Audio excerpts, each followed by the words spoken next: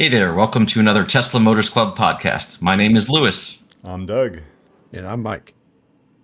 Today's episode, we're going to cover the Rivian R2 and their surprise R3 and R3X cars that they revealed.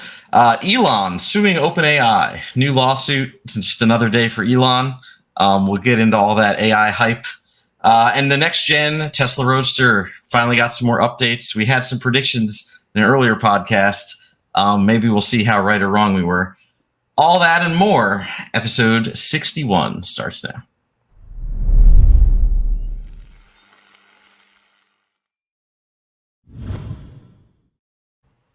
Gentlemen, we're back. We're here. Yay. So a few of these topics, they happened a few weeks ago, but we've had a little bit of a break, and we couldn't get to all of them that we wanted to in a previous show. But I'm excited to talk about them still. I think they're still worth discussing because some of them are pretty exciting.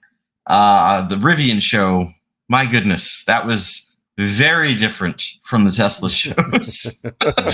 As someone who's seen a lot of Tesla reveals, I didn't expect that at all. It was very, I don't know. What do you guys think? What are your thoughts on it? Well, for one thing, it started on time, right? That was it's clearly night and day in terms of the presentation, right? The presentation was practiced, but not overly practiced, and was clear. Everything, like the timing worked on everything. There were no really weird, awkward moments. The CEO, of course, Elon has his communication style. He could use some Toastmasters or something. This guy, he came off as a nerd. He's no Steve Jobs. He's not not a real presenter type guy, but it was perfectly fine. And right, he was articulate enough. Exactly, yeah.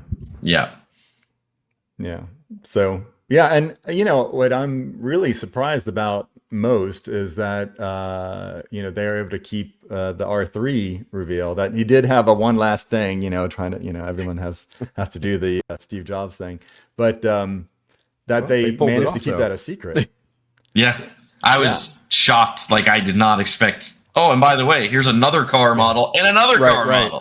Everybody expected the R2, which is what they got, and then it was, oh, by the way, we've got not just one, but we got two extras for you, because you get and it goes out pretty far. R3X.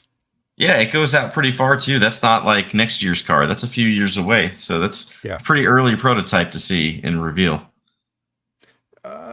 Prototype might be a strong word, because they're supposedly they're basing all three cars on the same chassis, supposedly. Right. And they're saying the R2 is production ready. It's not a prototype. It's ready to go into production. Yeah, so we'll see. They're saying 2026. We'll see if they can stick to those timelines. Words are cheap.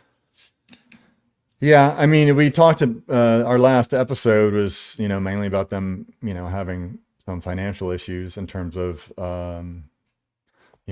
being able to. They're not yet profitable. I wouldn't expect them to be profitable, but they're losing money still, and they had some layoffs. So here's that. Between here and 2 years from now is could feel like a very long time if money is tight. So let's talk about that a bit. So in September of 22, their revenue was 536 million. Revenue September 23, 1.34 billion. So they're increasing their revenue. Now that doesn't mean they're actually making money. They're not. But if you look at the balance sheet, their cash and cash equivalent reserves in September 2022 was 13 billion. They're at 9.1 billion as of September 23. So they burned a little cash, but $9 billion is still a significant chunk of change to have sitting around. Yeah. So, I guess they got the runway, and honestly, like I said last time, I feel like there's enough support there. Amazon is a major customer. Right. They are. And, there's interest in being a Tesla competitor. Rivian has been good about carving out their own niche. All the other, in terms of not directly competing with Tesla, all the other automakers found that, okay, against Tesla, they lose mainly because Tesla has an amazing price point compared to everybody else. And Tesla, the Cybertruck took a while. So Rivian managed to make it to market faster than Tesla. And it's less of a radical design, right? I mean, it has its own sort of design quirks, those oval headlights and whatnot.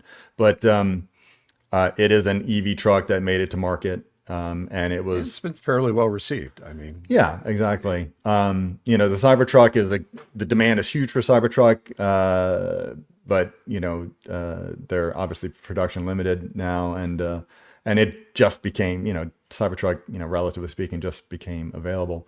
So now with this R2, it's starting to be a little closer to things that Tesla offers. So how do we compare it to like the Model Y, say, or something that Tesla? It's roughly the same size as a Y, roughly. Yeah, but it has more of a traditional SUV look, right? Like It absolutely does. It doesn't, Tesla has a very distinctive design aesthetic. Good or bad. I really like, obviously, a lot of the Teslas. Cybertruck is its own unique design aesthetic. But Rivian, I still think Rivian, they're nice looking cars, they're nice looking vehicles.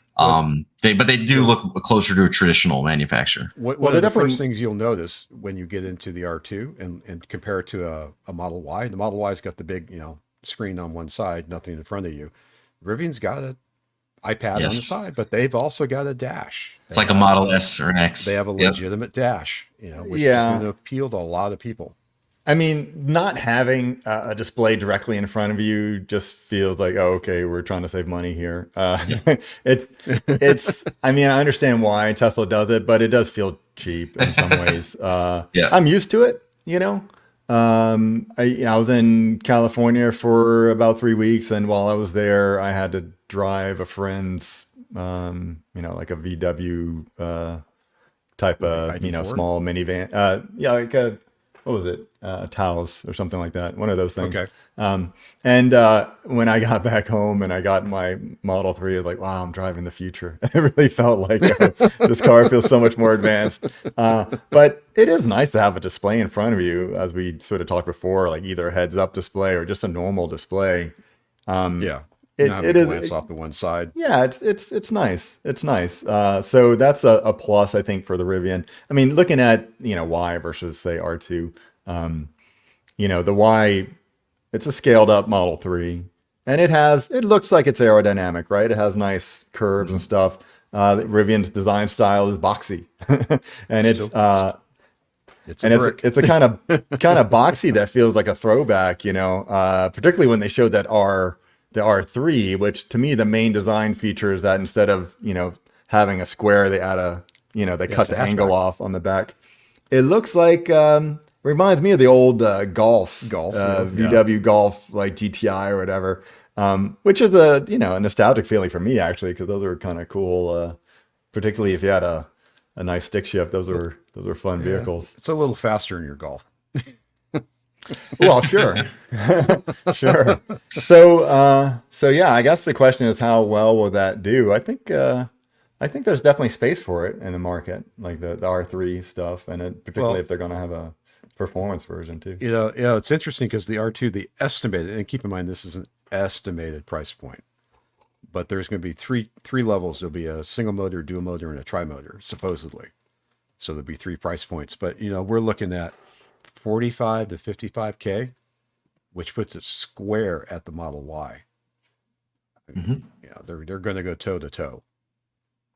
Now, yeah. I mean, to be honest, I've been seeing more and more Rivians driving around, right? Like, so have I. Obviously there's Teslas everywhere, tons of Teslas where I'm at, but Rivians, I'm starting to see more, even in my neighborhood, there's almost as many Rivians I see as I see Teslas.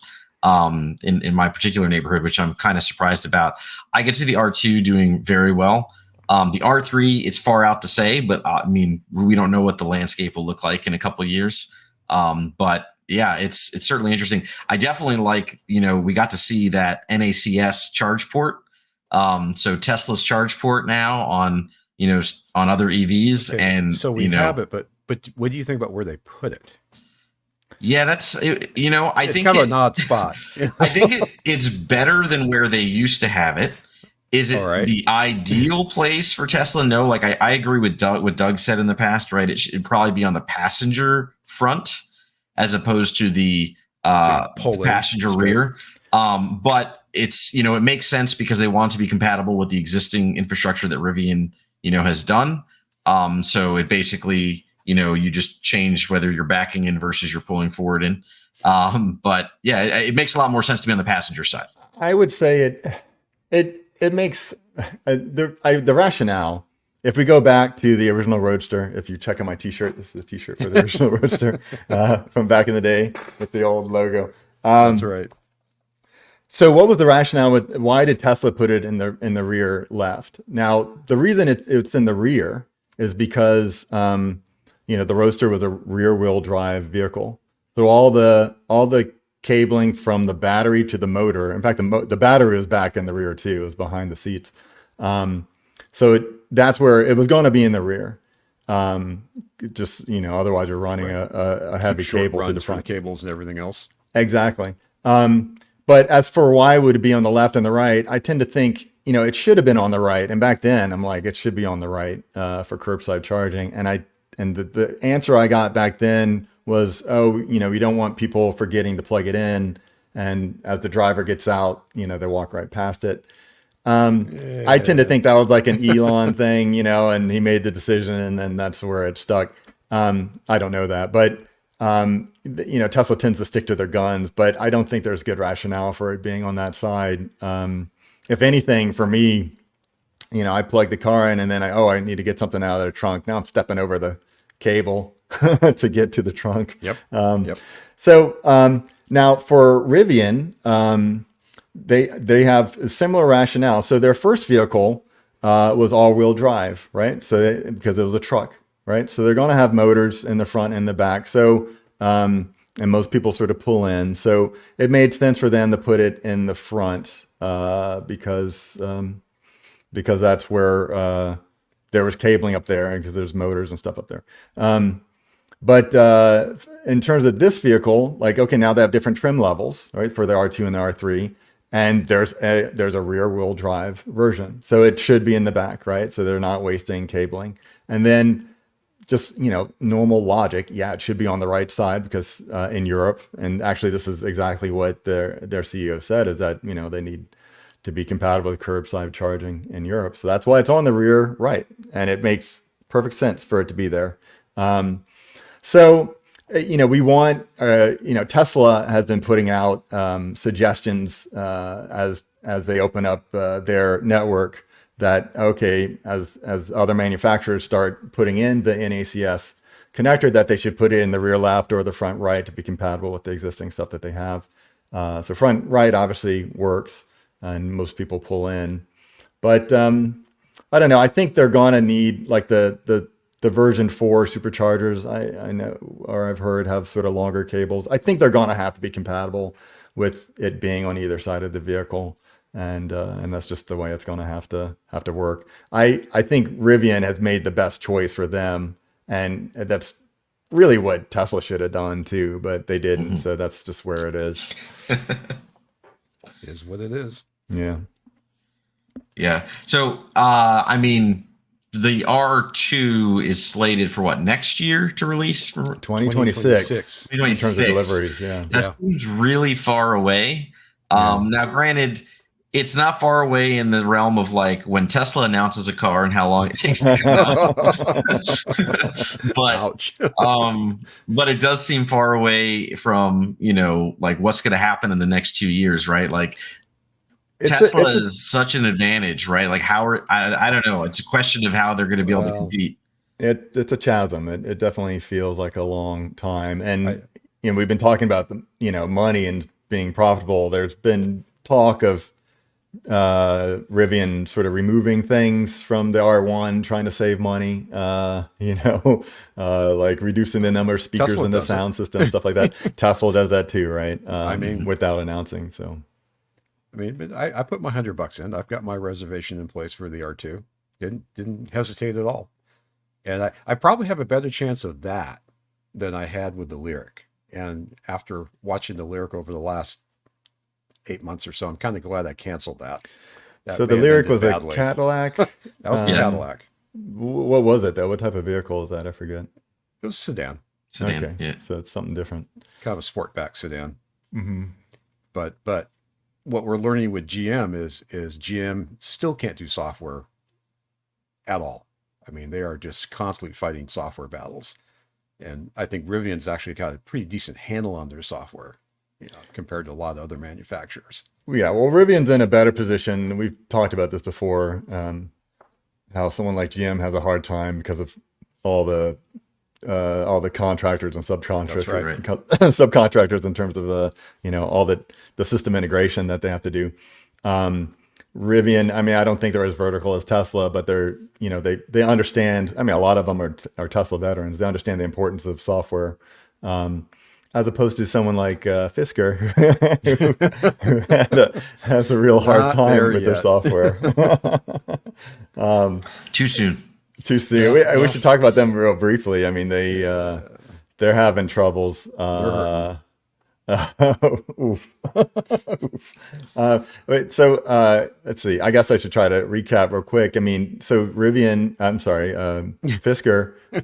Well, Fisker Automotive was a company back in they were known around 2010, and they were trying to compete with the Model S, and they came out with their sedan, and the problem with it, Heinrich Fisker is a designer, a stylist, and he's not an engineer. And basically they tried to make the thing out of off the shelf parts, and the system integration was terrible. And the software was terrible, and they had so many problems. And that company went under. In fact, there were congressional hearings about it. Can you imagine? They dragged him in front of a Senate hearing because they had gotten a loan or something. A DOE loan, yeah, and all that money went nowhere. And their cars, they had a bunch of cars at the port. They made basically everywhere where they could make a decision, they made the wrong decision, right? And the car was not enough. There wasn't enough demand to even have their cars at their dealers, so they're storing a bunch of cars at the port in New Jersey, and then a superstorm came through and there's flooding, and then a bunch of them went up in flames because probably wasn't even their main batteries, probably just the 12-volt battery system shorted out and caused a fire, and then just spread to a bunch of their cars. Probably more beneficial for the company though, with the insurance money, as opposed to trying to sell the car. Except and it was in Jersey. Except that they didn't do their insurance right. And so their argument was that the cars were insured in transit, all right, and so they try to say that because they're not at the dealership yet, they're in transit. Still in transit. And no, then there was a lawsuit, and the insurance company was able to argue no, they weren't in transit, they were in storage, and they're just sitting there. And so, no, they didn't get the insurance money on all those cars. Wow. Can you imagine? So the wrong choice at every point. And then also they had a couple cars that just spontaneously caught fire. And what's funny about this is I even called this out a while ago, because I used to be on the Fisker forums back then, and some people were complaining about there was a fan that would just stay on. There was a problem with some switch or something in a fan, and it would stay on and it would run, and then it would short out. And they didn't fix that issue. And then they had two cars catch fire, one taking somebody's house with it, and their Chevy Volt parked next to it. Can you imagine? It's so terrible. What terrible optics. So anyway, they went bankrupt, and then they got bought by some Chinese company. And I remember when I suggested something like that was going to happen, I was vilified and, that's the worst possible case or whatever. And then it became the best possible case that they get bought by some Chinese company, right? And so that's what happened. And then that company changed their name to the name of the car. They changed their name from Fisker Automotive to Karma Automotive, allowing Fisker to basically reclaim his own name. And so now he's tried again, and the vehicles look much more refined now. They don't look like a rolling mustache now. They look like they look pretty good, right? And there's the Fisker Ocean and Marquez Brownlee. He did a review of the Fisker Ocean, and he basically called it the worst car I've ever reviewed. And that was the title of his YouTube video. Now, he didn't say the worst car ever, or the worst car that has ever existed, or the worst car he's ever driven. He said the worst car he ever reviewed, which is accurate, but probably most people read that as the worst car ever. And I would argue that's intentional, right? Like, yeah, well, it's, you got to get the clicks, right? I guess. clickbait. Yeah. Yeah, but man. So it seems like some people are trying to blame Marquez for pushing Fisker even closer to bankruptcy. But I would say, it all starts with having a bad car, right? And it was software mostly was the problem, right? Just bad quirks of incomplete software. So I just looked it up, Doug. So Karma's still a thing. They're still around. Yeah. You can reserve a car, Kavia, Kaveya. The reservation will cost you $10,000. Okay, is that a different vehicle? Oh, they renamed what was the Fisker Karma. They renamed the car, but I don't remember what they named the car. Kavaya, apparently. Kavaya? No, I think that might be something else. Okay. Kavaya doesn't ring any bells for me, so that might be. There's a Gysera, Gyesera. Yeah, you can reserve that for $5,000. I don't know what any of this. So it's that they have more than one vehicle. I don't know what that stuff is. They have three. It seems to me most of their, I don't know how well that company, that Chinese company has done in terms of trying to make new vehicles, but it seems to me a lot of it was just sort of supporting the existing. Yeah, it's all pre-order. Fisker. None of it's real. It's all vaporware at this point. Yeah. Pretty pictures.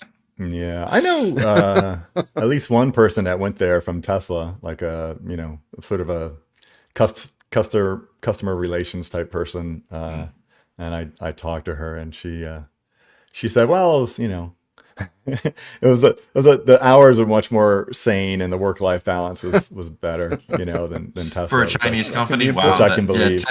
Yeah, Tesla must be really off. Well, but she was here in the US, or whatever she needs to do. But clearly that company isn't going anywhere. So sorry. So that was a long tangent. If we rewind it a bit, how did we get here? So we were explaining. We're explaining a bit on the verge of going under.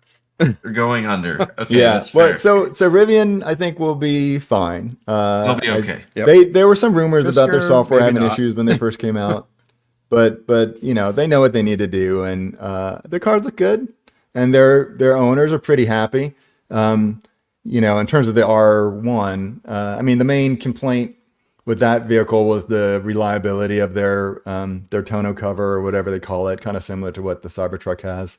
I think the Cybertruck one is a better design, and I hear they're redesigning that cover in the R1. Well, the original Rivian had quite a few complaints in the beginning, but much like Tesla, they did a lot over their updates, which were pretty successful in stamping out bugs and complaints. I don't hear that's anything now.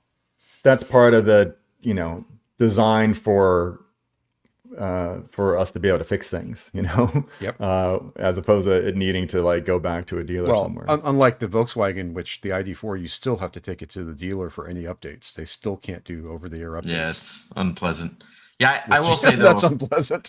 a friend of mine has a good friend has a Rivian, and their complaint was they really liked the vehicle, but they had an issue with it.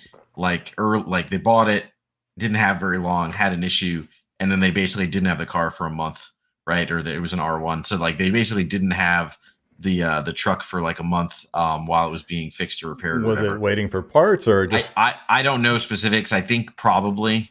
But yeah, so now they have it back though. They're happy with it, but it was just they had a very unpleasant experience in the initial. Sadly, that's not an uncommon story with current Tesla owners. Right, so. It really isn't. Yeah, so I had my Model 3 was hit, and I went to get an estimate. 2 shops wouldn't even talk to me. They were backlogged 6 months. Didn't care. One shop would talk to me after I paid them $50. If I wanted an estimate, I had to pay them $50. But then they were saying it was going to take 4 months to get a bumper replaced. Best case. So since this is not, yeah, that's awful. And on that topic, we should probably, it's not the order we were planning, but just to jump in and touch on Hertz, right? I think it's related. Yes. So Hertz's CEO stepped down, basically because he bought a lot of Teslas and it didn't work out. And that repair cost and time was one of the major factors. Yep. So Mike, I don't know if you want to give us a little backstory on this, but well, so the CEO of Hertz got this bright idea that he was going to rent EVs and bought a ton of Teslas. Unfortunately for him, he bought at the peak, like a lot of people did. Tesla did not give Hertz a deal on the cars. And unfortunately, when they rented the cars, more often than not, they didn't give the new driver any kind of instruction or assistance. They just said, here's your car. Have a nice life. And for an EV owner, that's fine, kind of.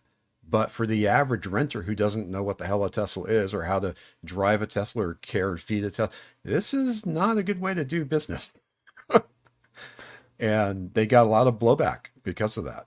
You know, they had Teslas dead on the side of the road, out of charge. People couldn't figure out how to charge them. Just didn't end well. And as we were just discussing, the price of repairs on Tesla is not cheap. And I know Tesla really factored that in, which surprised me because the rental market's kind of hard on vehicles to start with. I mean, you would think that they would have thought about that, said, this is going to cost us a lot of money. Maybe they thought they could fix them themselves, but... I mean, I think from one angle, right, we often say that EVs have lower maintenance costs because you're not doing all these other forms of maintenance that you need to do. Yes, but being hit or hitting something. Exactly. I think that's one of those things of like accidents are much more expensive, especially with the time that they're off the road. And when your vehicle is actually there to generate revenue for your business, like in a rental car company, being off the road is a double hit because you got your cost of repair and then also the time it's not earning. So yeah, it seems to me that eventually, obviously EVs will make a lot of sense for rental car companies because most cars will be EVs. They seem to make sense for like Uber. Uber's done well at it. You know? Sure. So, I mean, the Uber drivers. They don't own the car though. No, but also the Uber drivers are driving them long enough that they learn what's needed. Exactly. But in some ways, that's then you get a bunch of Uber drivers taking up supercharger spots. But I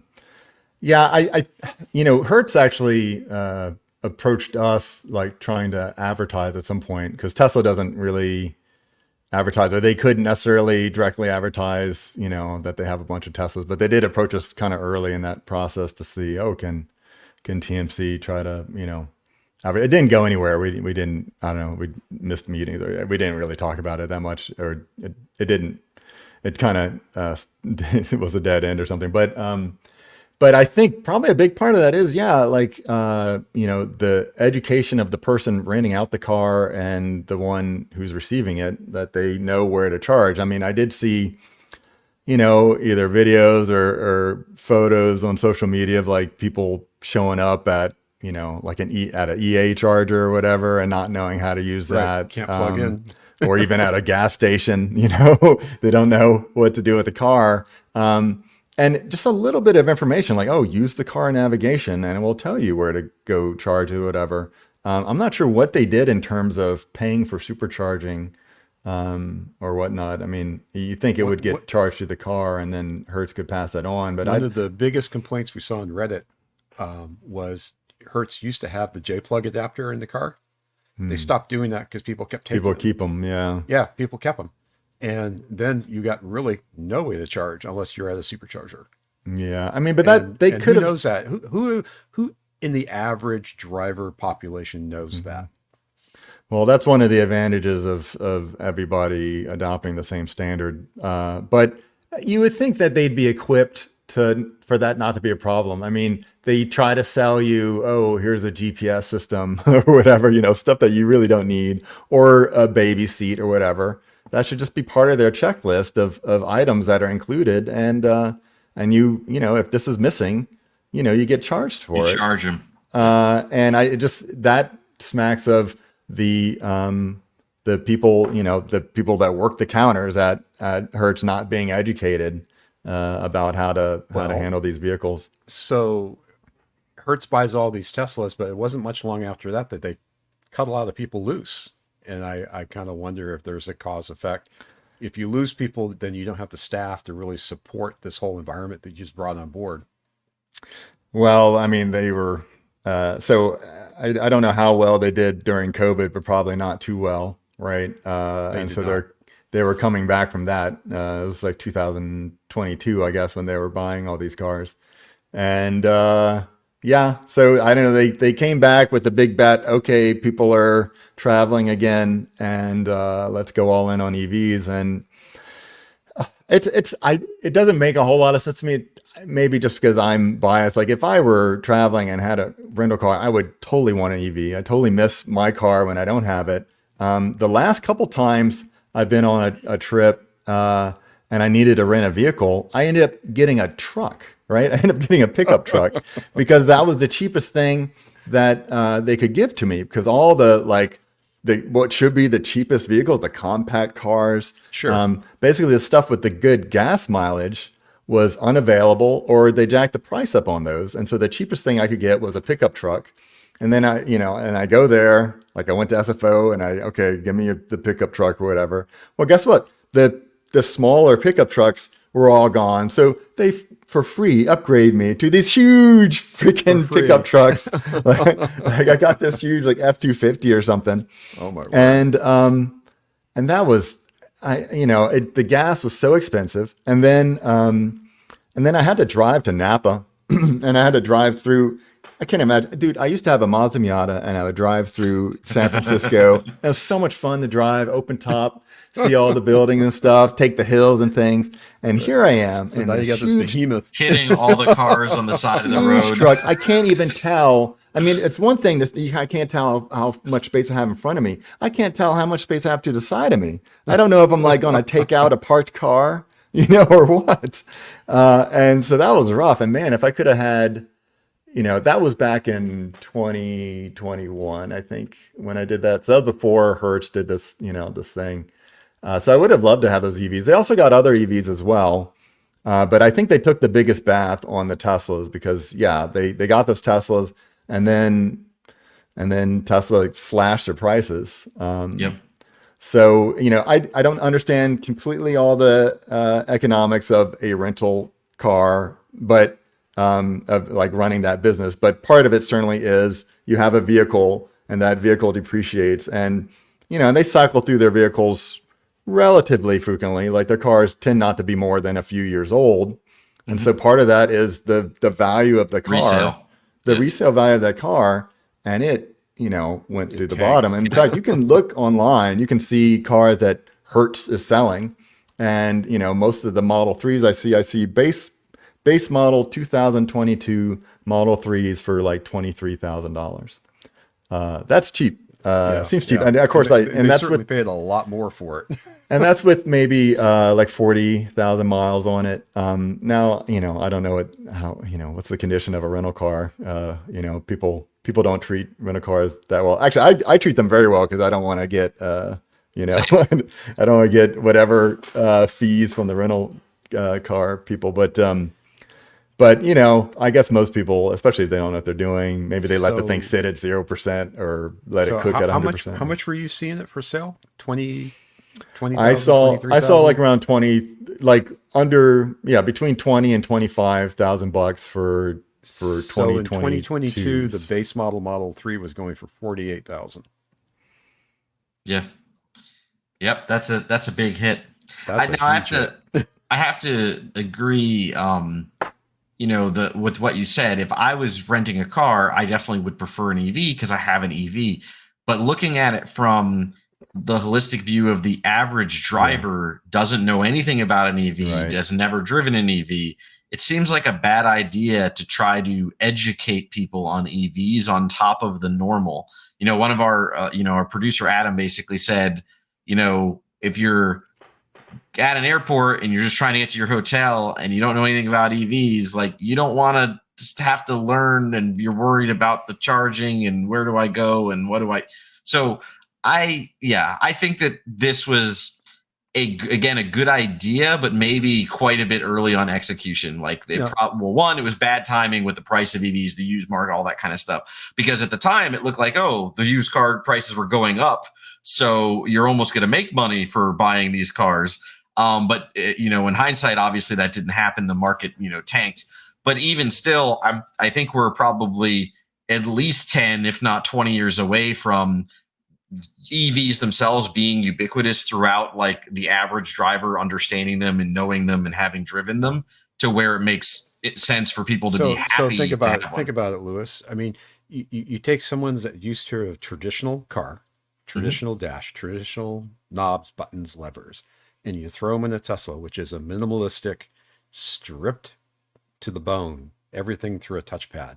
And now you've got to completely relearn everything that you thought you knew.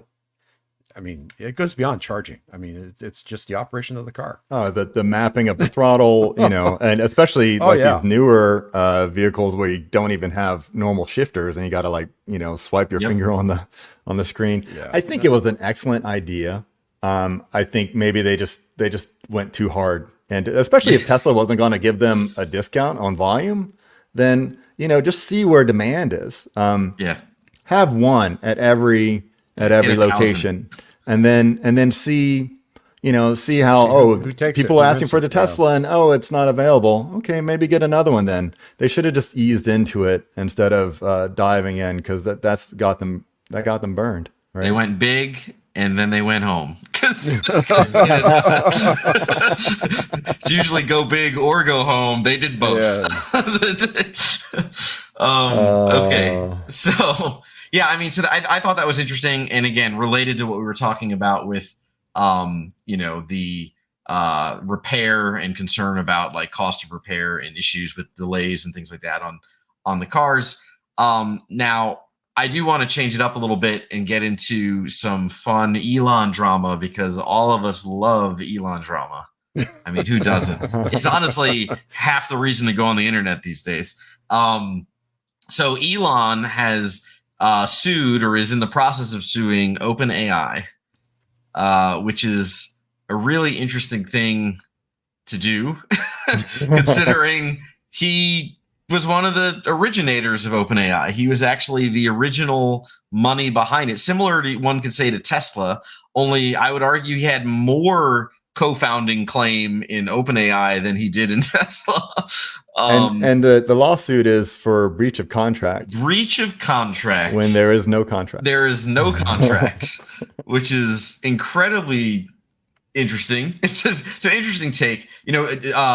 Doug said something before the show that I think is very true, that it seems like Elon sometimes likes to get publicity through lawsuits. Right? It's like he has an issue with something is bothering him, or he's upset by something, so he creates a lawsuit to get people to talk about it. Yeah. Without no intention of winning the lawsuit.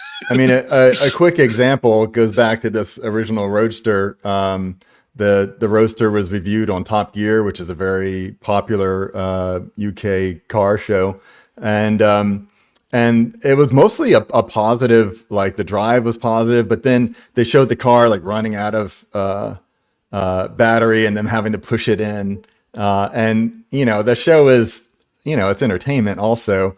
And supposedly one of the Tesla technicians that were on site saw the script, and there's a script that, we have to push it in before anything had happened, So the thing is, though, that there was nothing they could actually sue them about. Like there was no, this is an entertainment program. They had no grounds to sue them, but it was PR by lawsuit. And Tesla has done that several times. Though, Elon did make a statement at one point that he said, they would only, he made some statement about lawsuits, that he would only bring lawsuits that were just or something, I suppose that could be just, but it was obvious that they weren't going to win that. And so I don't know with this one, maybe there's some value to getting discovery if it goes a little further, and then maybe see what OpenAI is up to. But yeah, so far it's been interesting because we've had Elon tweeted saying they should be called Close AI instead of OpenAI.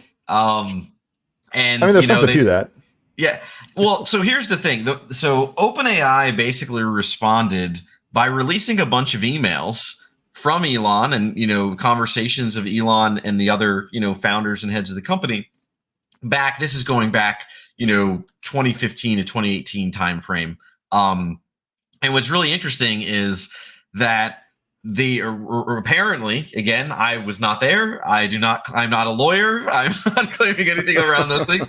Don't sue us. But please don't sue me. But basically what OpenAI seems to have presented appear to be emails involving Elon, where they said things like, OpenAI is not about being open source. It's about the betterment of humanity through AI. And that's what they mean by open. They just want like everyone to benefit and not just a few, rich people or a few companies to benefit. And so and in these conversations said things like, well, early on, we'll have to be, open source will be beneficial, all that kind of stuff. But as we get closer and closer to AI, we won't want to do that. You'll want to restrict it. And even Elon supposedly in one of the emails said things like, yeah, and at the time they felt they were very behind Google, which is kind of laughable now with ChatGPT and stuff. Most people don't consider ChatGPT to be worse than Google's Gemini, which most people consider it to be better. But at the time, Google was the winner basically in AI. They were way ahead of everyone. And Elon, I'm pretty sure, again, supposedly him in an email said things along the lines of, if we release all this for free and we just publish it, we're just giving them the work that we're doing. We'll never catch up. The only way we can catch up is to be restrictive and to not publish these things. So it's kind of funny that now he's suing them for saying, oh, they should be publishing and they should be releasing all their stuff, when at the time he even said like it wouldn't make sense for them to do so. It came out like he wanted to buy them. He wanted to be the CEO. He wanted to merge into Tesla potentially. Like there was all these other plays of Elon wanting more control over the company. And all of that got rebuked basically. At one point he hadn't, so he was funding the company, right? Like they had some investors, but they needed way more money. And he was making payroll. And apparently at one point, I think it was like, Reid Hoffman or somebody had to step in and actually give money so that they would make payroll, because Elon was withholding the money, not wanting to give them money because he was displeased with the direction of things. Anyway, so there's a lot of interesting information that came out. Again, I'm not sure that the lawsuit itself has legs. That might not be the point of it. It definitely seems like Elon is more of like almost like a jaded former lover. Like he wanted something out of the relationship, he didn't get it, and now he's kind of bitter about it because after he's no longer there, they became very successul. And he's a direct competitor, right? He has Grok, he has his own AI company, XAI or whatever. He's doing his things. He's got Tesla has got AI research. I'm sure there's AI folks at Twitter, obviously, all that stuff's interconnected. Anyway, my understanding, like at the time, because I remember when OpenAI was founded, and I remember watching interviews with both him and Sam, talking about the mission of it and being on the same page. And then it seemed like it was later when, because Tesla is effectively doing AI with FSD, that there might be a conflict of interest. So Elon chose to leave then. But with these emails, it seems more like, okay, maybe he was actually kind of forced out because he left because he wasn't getting what he wanted, as opposed to it being a very logical thing because, we're working on our own AI.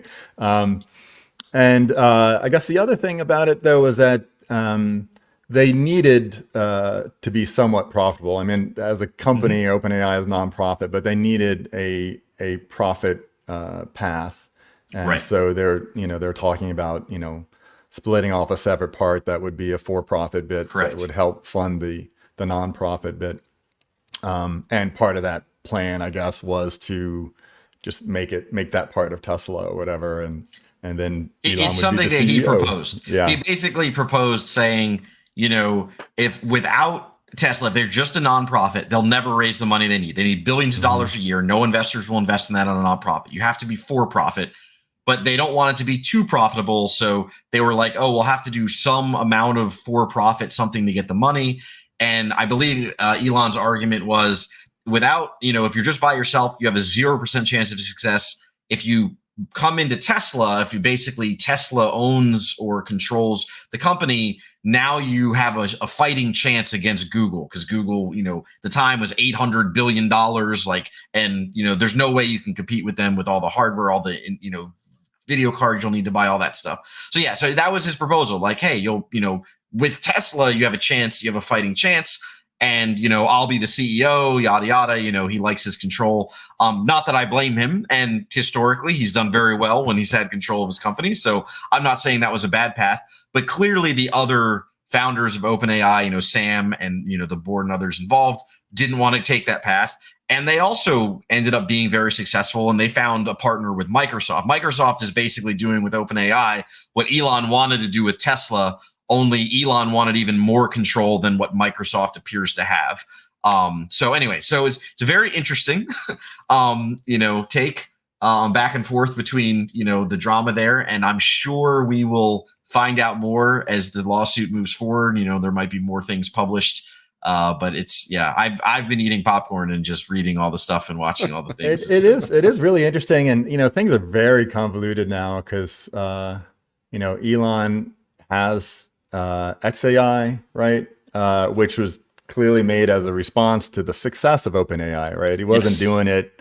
He didn't do it as soon as he left OpenAI. He did it as soon as OpenAI was ChatGPT basically was becoming part of the zeitgeist and everybody talking about it. And now, a household name among geeks is Sam Altman. Yes.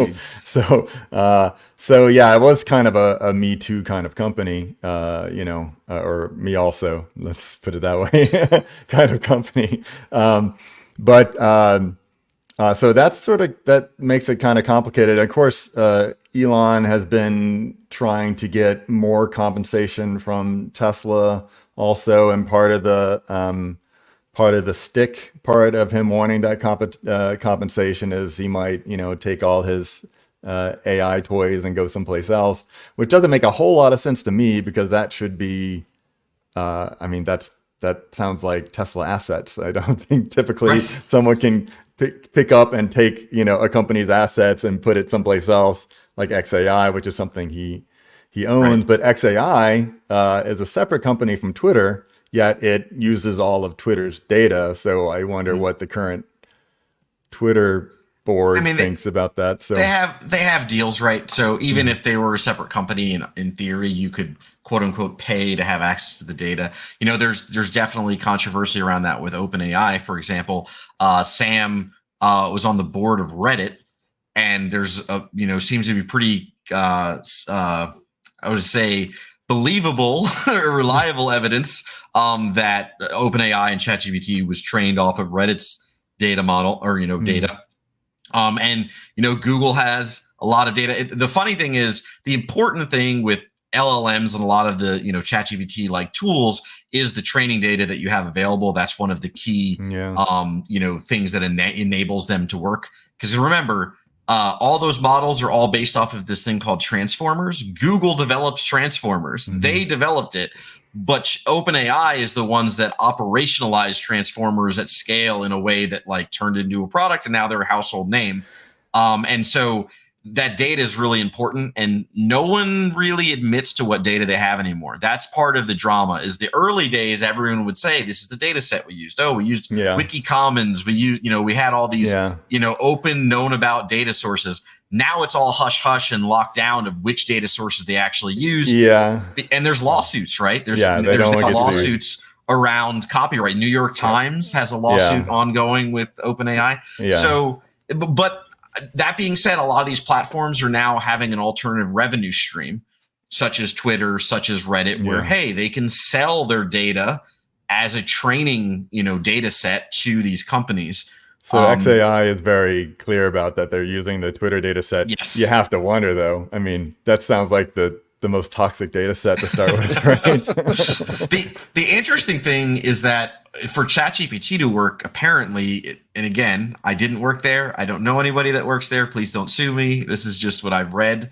They used a lot of resources, and I guess some companies out of Africa, and basically had them cleaning up and like teams of people cleaning up the data so that they could then use it for training. So I think there's definitely a lot of secrecy around data sources, and also though the means in which they prepare the data and the data engineering that they do for training these models. From my own opinion and standpoint, it seems like a lot of these models have kind of hit a wall. So while they are improving, everyone was like, oh, like tomorrow AGI will exist and we're all dead and everything's going to be gone and the world is over. Or even premature, all of us will be gone and the AI is just, no one will have a job anymore because of AI.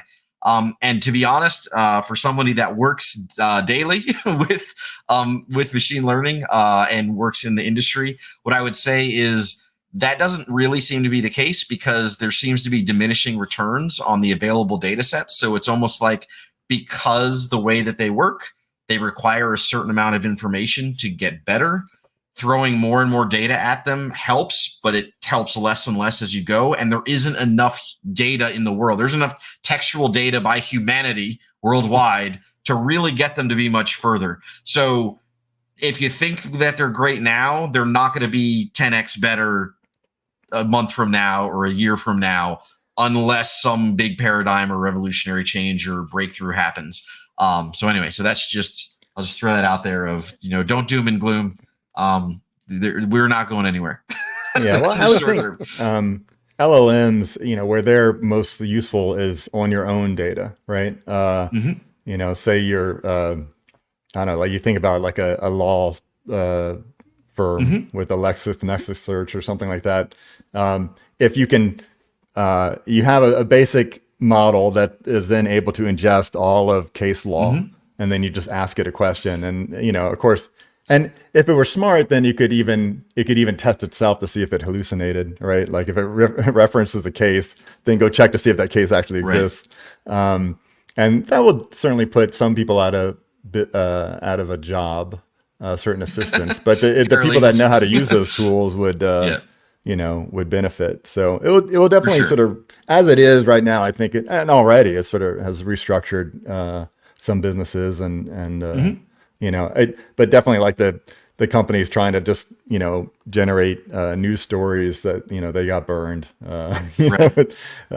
But so, speaking of OpenAI, and to reinforce what you said, recently they showed off, I believe it's called, I forget what it's called, the video Sora. thing. Sora, yeah, that's what I wanted to say, but it means that's Japanese for sky, so I was a little confused because I thought I was confusing it with blue sky. But what is this Japanese for? what is it? Jiken. Jiken is experiment. Yes. Wow.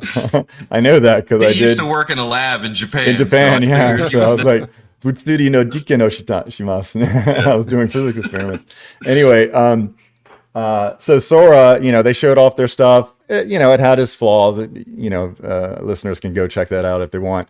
But recently there was an interview, and they were really cagey with what their training set was. They just like wouldn't say anything, and you could see that the woman that's being interviewed, she like made these faces like, is that video? Is YouTube one of your sources? And she's like, yeah, I don't know.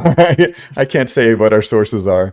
But like she said, licensed sources and open or readily available stuff, but she wouldn't say where any of that stuff was from. So that's the secret sauce now. But then, that's why people would think that Google would have been ahead of everybody, just like people think, Tesla should be above everybody in terms of self-driving. They have the data, right? Tesla's has the ability to collect data off of how everybody's driving, whether or not they use FSD or not. Google has, I'm not sure how their TOS looks, but they have all my emails, they have all my searches and stuff like that. And I would think Google would have done more. Very easily, Google could pretend to be me and, hey, do me a favor. An email comes in suggest a response. Do you want to send this response? You should compose a whole response for me, and then I could just sort of say send this or not. And eventually it'll be digital assistants talking to digital assistants, right? That's right. Like, It's it'll already just be happening. robots all the way. It's My already digital happened. people will There's talk to plenty your of things. digital people. Yeah. So, I mean, we should move on to other topics, Yeah. but I'll just throw out there that, like, yes, Google should be ahead, and I personally feel like they're very much catching up in that area. I think their main problem was they were working in mostly some other areas of research, and this area of research just happened to do really well. So now they had to like shift gears and switch resources around, like, oh, work on this other area of research. But if you think about like basically DeepMind and all of the StarCraft and the chess and the Go and all that kind of stuff that they did with Alpha, That was Google, yeah. Yeah, that was all Google. And so they still have some very amazing, impressive stuff. It's just wasn't in the space of LLMs. But now they're also getting there with LLMs as well. So yeah, I mean, it's all about investors and stock price, right? I mean, Yes. they get kind of caught with their pants down without a good demo to match what OpenAI does, and Yes. so then they throw something together and they embarrass themselves. And so yeah, it's really about public perception. I'm sure they have plenty of stuff going on, but you know, they are already at the top. They didn't necessarily feel the need to have a product yet. And so now they're caught trying to make a product, not because they need to have a product, just because they need to show that, oh, we are also on top of this stuff. So Yep. this is about perception. And Meta's the same way. We can't leave them out. They also have amazing researchers, a lot of really good stuff. So all the big players, Microsoft, Meta, Google, they're all doing stuff. It's not just OpenAI. But anyway, okay, we have to move on. This topic, I am really excited for this. I was like, I bought a Model S Plaid because I really wanted this car, and it just knew it wasn't going to be anytime soon. And it'd probably be in a price point that my wife would not agree to. But the next gen Tesla Roadster, we finally have an update. It is finally some glimmer of hope and news. Yeah, what did we hear? Yeah. What did we hear? I know what it is, but I'll throw it off to one of you guys who wants to talk about it. So I'll cover it here. So you know, because I've been a fan of the Roadster from the original Roadster. We've been wanting this new Roadster, but dude, it was unveiled back in 2017, I think. It's been a long time. It hasn't been a high priority for the company, and as I've said before, it probably shouldn't be. Probably right now, the Halo vehicle is the Cybertruck. That's what everybody's talking about. But you know, this Roadster should be coming. We hadn't heard anything much about it, but you know, you can go to Tesla's website, and you know, if you remember that event, it was quite something. And these are the specs that are still on the website right now. Range 620 miles. Who still believes that after the Cybertruck didn't make the 500 mile range? And they talked about something like a 200 kilowatt hour battery pack, which, you know, is unnecessary for this kind of vehicle. So no one really needs 620 miles. Where would it fit? It's such a small vehicle. Where would you fit 200 kilowatts? Similar to how the Cybertruck didn't get the range they wanted, I think maybe they were predicting some huge step change in batteries, or maybe they thought their new cells would increase the energy density than they have. But you know, these other things are still possible. 250 mile per hour top speed. That's rough too, because to not just flip up and fly away or something, you need a good aero for downforce to maintain traction. And then at the time, they said 1.9 second, 0 to 60, which is impressive. Now, what's funny is, let's see, I guess it was on the 28th of February. So it's been a little while, and we haven't covered this yet. But then Elon put out a tweet. He says, "Tonight, we radically increased the design goals for the new Tesla Roadster. There will never be another car like this, if you could even call it a car." And so what does he say? He says, Now let me come back to the timing a bit. So we've heard nothing about this car really, just very minor things. In fact, the last we had a podcast episode where we talked after the fourth quarter earnings call, and they really kind of downplayed the Roadster then. And we already had a predictions like when are they going to actually do the Roadster, and like it's it's probably going to be a while because they still need to get the Cybertruck out, and the semi needs work. But a couple of days before the 28th of February, on the 26th of February, Tesla's probably biggest international competitor, BYD. And I wouldn't say I'd necessarily buy a BYD car. I'm not sure about their quality, but BYD showed off their supercar, and it got some press. This one. I mean, it looks fancy. It looks kind of like a McLaren. It's got a huge spoiler, and the price point is similar to what the Roadster price point was, like around $250,000. With 0 to 100 kilometers per hour, 100 kilometers per hour is like 62 miles per hour of 2.5 seconds. So sort of similar, not as good, but similar specs. And so I feel like slower than my Plaid. Yeah. So deliveries this summer. But it also showed like interesting features. Like I think each wheel has a motor, so it can do things like it can kind of strafe a little bit and it sort of rotate itself, about the center axis, and fancy things that you would kind of like, gimmicks, but would be kind of cool in a car that you're trying to show off, right? Which is why you get a car like this. So then, 2 days later, I kind of similar to, I feel like how we were talking about this OpenAI lawsuit. 2 days later, Elon has to drop some bombs to say, oh no, we got the Roadster, it's coming. And so he said that they will unveil it at the end of the year. Now, I thought the car was already unveiled in 2017, but he said production design complete and unveil at end of year, aiming to ship next year. So it may ship I think that was in the past. Elon lives in the future. He's not worried about the past. Okay, he does they're going to unveil it because now they're going to actually work on to release it. Okay, and the other thing he said is that it will have a 0 to 60 time of under a second. 0 to 60 time of under a second. That is kind of unreal, and by normal physics is not quite believable. Physically impossible using traditional means of a car working, as tires on pavement. Yeah, exactly. It's not possible. Like the existing performance of things like the Plaid are pretty much near traction limited as they are. Yes, right. It is traction limited on the launch line. I was going to say it has computer enabled traction. So yeah. So to be able to achieve that sort of thing, you would need significant downforce or get pushed along. Now he's talked about it being like a Tesla SpaceX collab, right? So what has been suggested that they would take, basically the RCS system, that's the reaction control thrusters from the from the Falcon 9 or from Starship, and put that in the car. That sounds kind of nuts. It's doable. I'm just sort of thinking about it. Like the only way you would do it reasonably would be to use liquid nitrogen, because nitrogen is sort of readily available.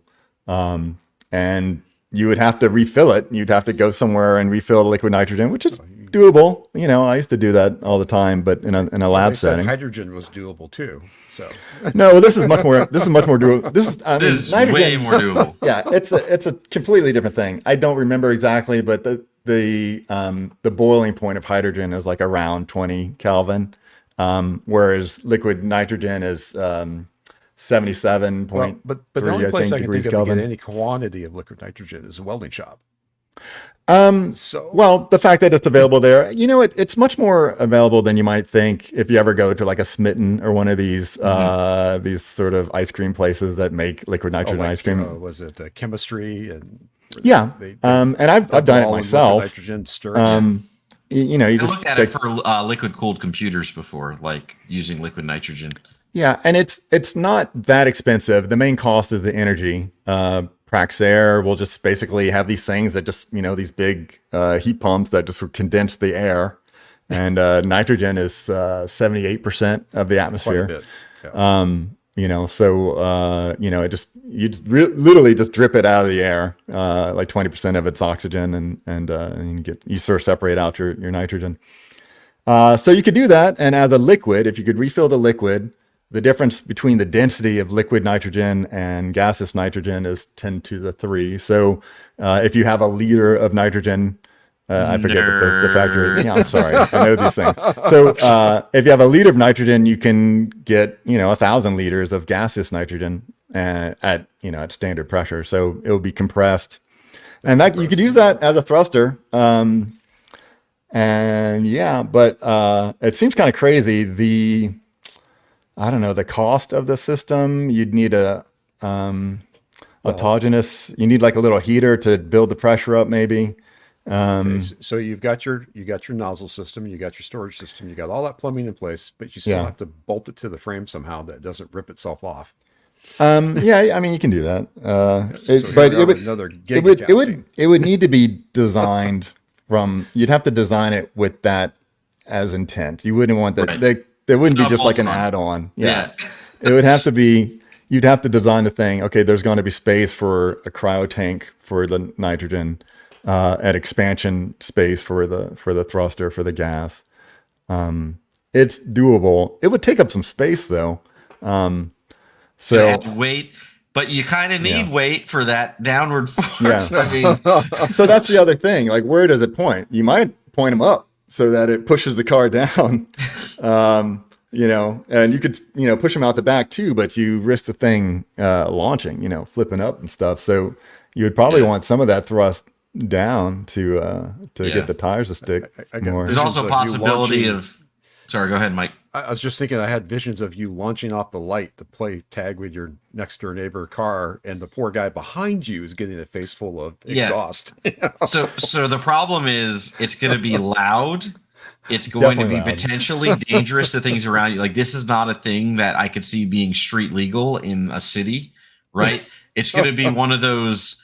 It's definitely a bit of a gimmick, but it's really cool as a space science nerd car. It's very cool. Yeah, very, very cool. Literally cool. Yeah, actually thinking about that, if you are near that thruster, or say even in the car behind it, the gas coming out is so cold that it will quickly condense the water in the air. So it's going to make a cloud that you won't be able to see through. So it'll basically be like the smoke screen, from what was it, Spy Hunter, if you ever played that video game.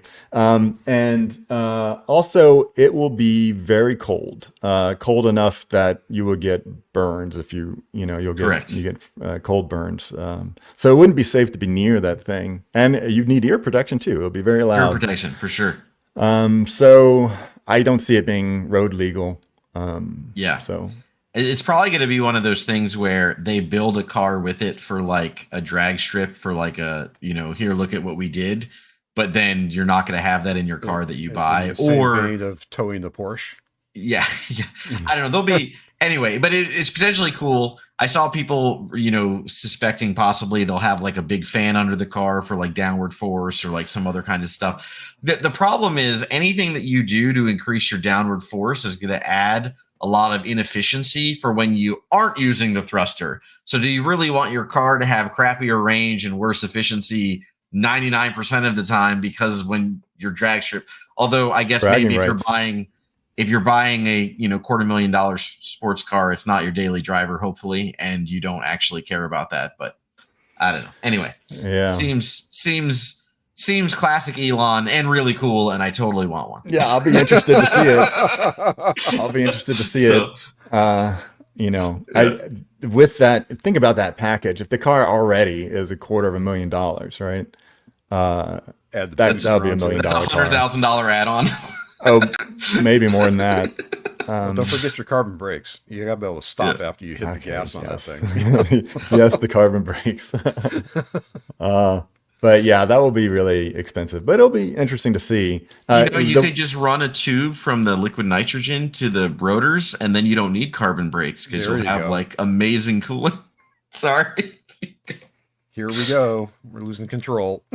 Yeah, I guess so. That adds that adds complexity though, because you need your brakes to be warm, but just not too hot. So that it's hard to have. Actually, I think Lewis got the right. You just route the gas out to the front, so now you got retro boosters, not acceleration. Yeah, but then you blind yourself too, because you'll blow you'll blow a white cloud in front of you. You're about to hit. You just push the car in front of you out of the way instead of hitting it. Anyway, good times. That's funny. Right. I've made little liquid nitrogen rockets in the past. When you have a big tank available and you have some free time, you can do some goofy stuff with a Coke bottle and like a plastic Coke bottle, or even like a potato gun. Did that once, just put some liquid nitrogen in the tube and then just wait for it to. The pressure just builds, and then it just, if the PVC pipe doesn't explode itself, then the potato, shoots out, and fun times. Once I pumpkin chunking contest, that kind of thing. Those tend to use compressed air. But you see a similar effect though when that air is allowed to expand. All of a sudden, there's a cloud of gas, and it's cold just from the just the ideal gas law, just with that expansion, it gets cold all of a sudden. Here you have something that's already starting off at cryogenic temperatures at, 77 Kelvin, which is like negative 200 Celsius, right? It's pretty, pretty cold. That won't cause any problems when released suddenly. So before we wrap up, I do have to say one kind of semi-exciting thing for me is the new they have finally come out with a new yoke for the Model S and X that has a center push horn. So if you don't like the horn button, it's got a real button. It has a real. You just push the middle and the horn.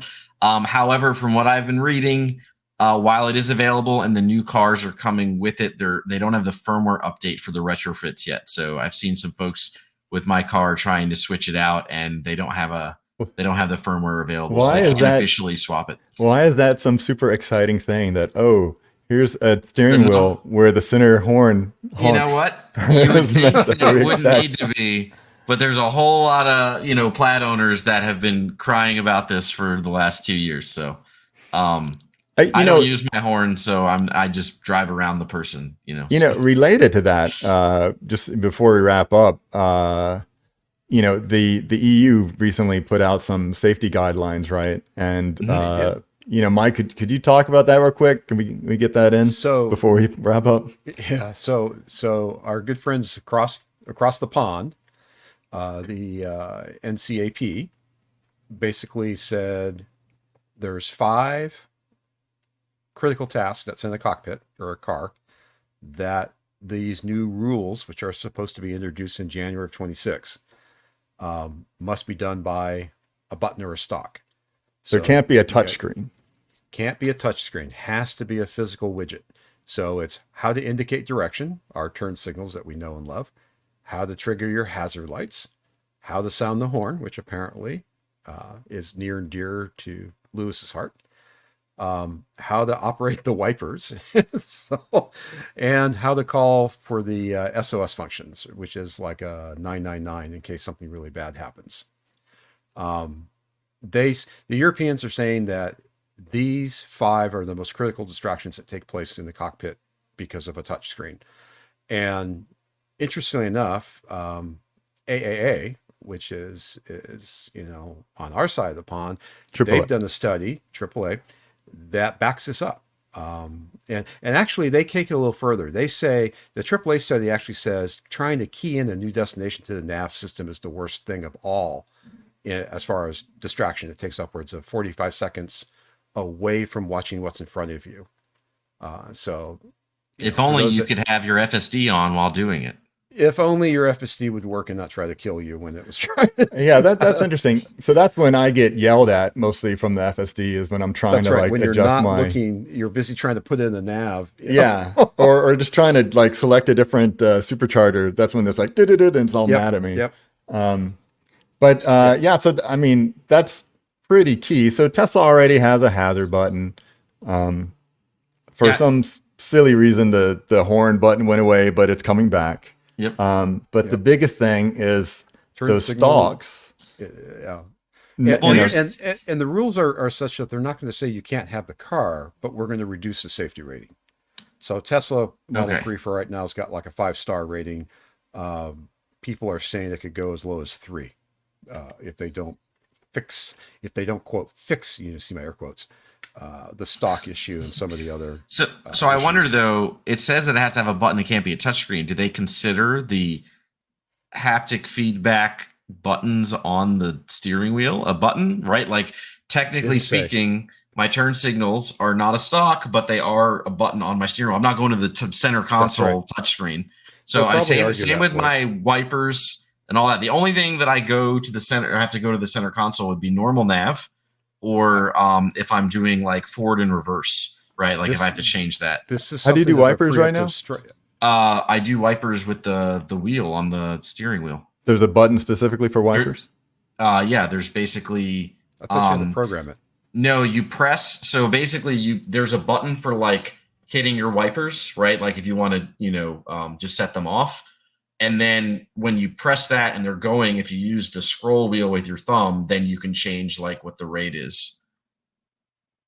So at least that's how I've always done it. I've never done my wipers on the touchscreen. In fact, I didn't even realize I could. I mean, I figured I probably could, but like I've never tried to on the touchscreen in my car. In my car with still 2018 Model 3, when I do the wipers, it's always I press the button for the washer. Yeah, exactly. And then I have to then it pops adjust up on the screen. Yeah, then it pops up on the screen. So I don't have to go through a menu, but I still have to mess with the screen to get the speed I want, since the auto wipers are trash. They don't work right. Yeah, so it's basically the same thing. I do the wash button and then I do the wheel, but it's all on the steering wheel. I don't have to look anywhere else to do it. Well, so what's going to happen, you think? I mean, is Tesla going to backtrack on the stocks, or at least make it an option? I would think that they want the highest safety rating, because that's a big selling point. Yeah. And I don't see it.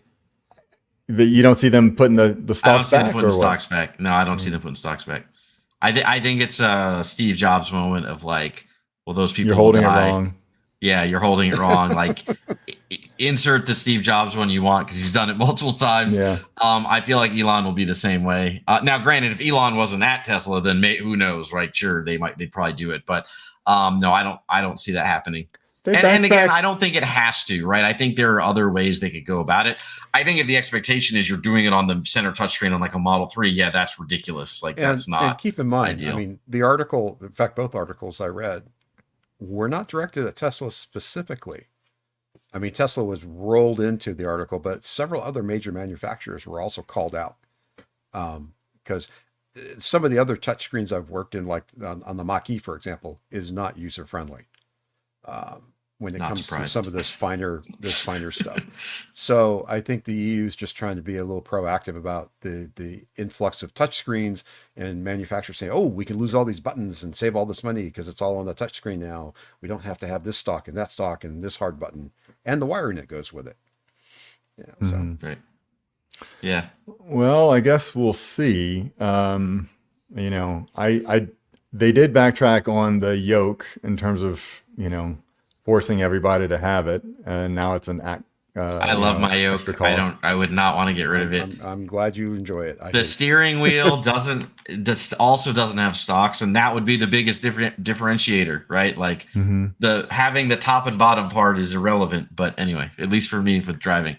So yeah. Anyway, love my yoke. Wouldn't change it. Would change it for the new yoke. And speaking of your buttons on the steering wheel, it was brought up in a comment that the EU in particular, the drivers in the EU make a big deal about the roundabouts they have to deal with, and that the buttons are dangerous trying to do a roundabout and signal which way you want to go. I mean, I wouldn't say it's dangerous. I'd say they say it's basically not going to signal.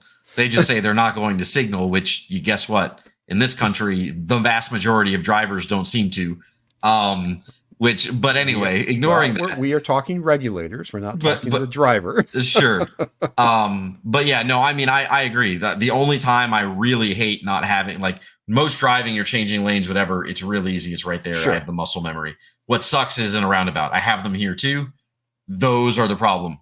It's the wheels like this, and it's like, how do I? Which way am I? Which way am I going to turn? You know, yeah, exactly. So roundabouts are becoming more popular in this country. I've seen plenty of places that used to be, four-way stops that turned into roundabouts, and it's better for it. But yeah, even I did a test drive with that newer Model 3, and I had to go through a roundabout, and I'm like, okay, in the few minutes I drove it, I wasn't able to find where to press the signal that I was coming out of the roundabout. So that seemed problematic.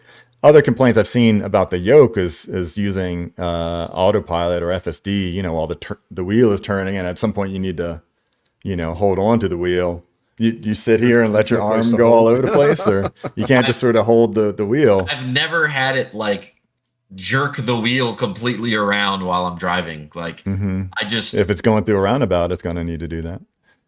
I don't think I've used it through a roundabout because I don't trust it to work in that situation. But yeah, no, I don't know. I'm definitely for me, it's not a problem. I just keep will save you, Lewis. I have my elbow on the on the side, and I just kind of hold it in my hand loosely, and if it goes away a little bit, I don't know. I let go briefly, but whatever. Man, do we even have time for version 12 news? Started going out to people. Some of you out there have version 12. That's all it is. That's all it is. Some people now have version 12. I am not one of those people. I don't. I look forward to being one of them soon.